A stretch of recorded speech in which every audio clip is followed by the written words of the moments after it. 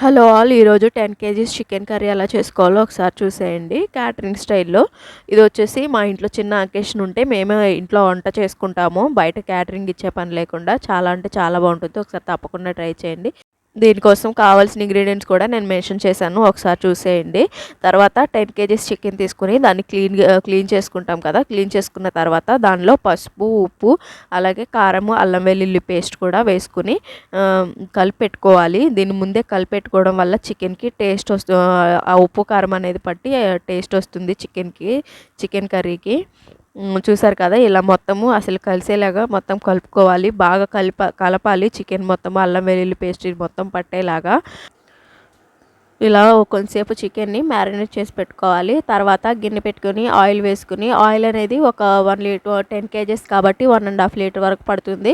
వేసుకున్న తర్వాత ఆనియన్స్ ఇవన్నీ పేస్ట్ చేసుకొని పెట్టుకున్నాం కదా! తీసుకున్న ఆనియన్స్ కేజీ పేస్ట్ చేసుకొని పెట్టుకున్నాం కదా! ఆనియన్స్, పచ్చిమిర్చి అవన్నీ వేసుకొని ఆనియన్స్ అనేవి కొంచెం ఫ్రై అయిన తర్వాత అల్లం వెల్లుల్లి పేస్ట్ కూడా వేసుకోవాలి. అల్లం వెల్లుల్లి పేస్ట్ కూడా ఒక పావు కేజీ వరకు పడుతుంది. అల్లం వెల్లుల్లి పేస్ట్ వేసుకున్న తర్వాత మనం కలిపి పెట్టుకున్నాం కదా చికెన్ని, అది కూడా యాడ్ చేసుకుని నువ్వులు, కొబ్బరి పేస్ట్ చికెన్ కొంచెం మగ్గిన తర్వాత నువ్వులు, కొబ్బరి పేస్టు, అలాగే ధనియాల పొడి, కారం, ఉప్పు ఇవే ఇప్పుడు వేసుకోవాలి. ఇప్పుడు వేసుకుంటే సరిపోతుంది. చూసుకుని ఉప్పు కూడా అడ్జస్ట్ చేసుకోవచ్చు.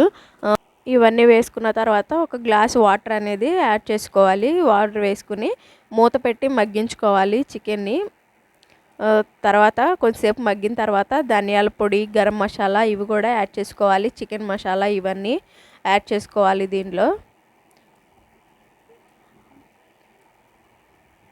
ధనియాల పొడి, గరం మసాలా ఇవన్నీ వేసుకున్న తర్వాత ఒకసారి కలుపుకుని సాల్ట్, కారం అనేది సరిపోయిందో లేదో చూసుకుని కావాలంటే ఇప్పుడే ఈ టైంలోనే అడ్జస్ట్ చేసుకోవాలి మొత్తము.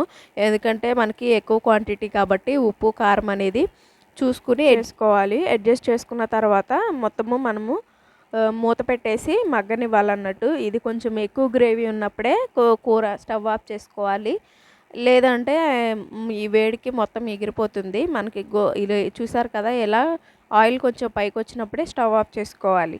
చూసారు కదా! చికెన్ కర్రీ రెడీ అయింది 10 kgs. Please subscribe my channel.